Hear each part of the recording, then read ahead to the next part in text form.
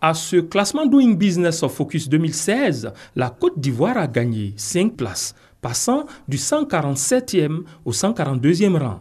Une avancée à minima. C'est bon, mais ce n'est pas suffisant. Car nous ne sommes pas cette année, il faut le souligner, parmi les 10 pays top performateurs dans le monde. Effectivement, sur les 2 précédentes années, la Côte d'Ivoire avait réalisé la prouesse d'engranger 30 points. 3 principaux facteurs ont conduit à cette légère performance cette année.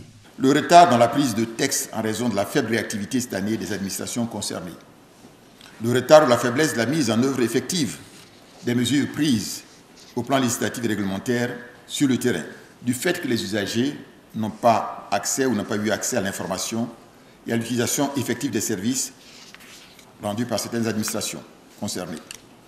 Le faible rendement de l'organisation du travail lié au manque de synergie d'action ou encore une duplication des actions au niveau des acteurs publics nationaux, départements ministériels ou agences.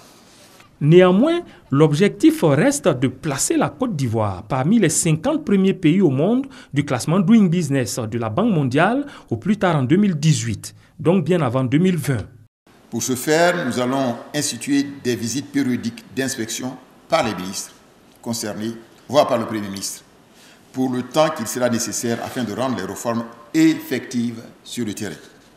Par ailleurs, le gouvernement aura probablement à revoir le dispositif institutionnel pour lui insuffler plus de répondants, lui permettant d'assurer une mise en œuvre plus efficace, un suivi plus rapproché et plus efficace donc des décisions et des mesures arrêtées.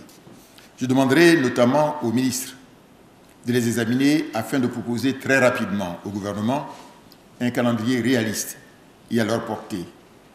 L'approche doit être de privilégier d'abord les réformes, sans doute dites petites, mais qui peuvent avoir un impact certain et rapide sur l'environnement des affaires et dans le classement Doing Business. Ces mesures devraient conduire à un formidable rebond dans le prochain classement. Rappelons que le Doing Business mesure la facilité à faire des affaires dans un pays.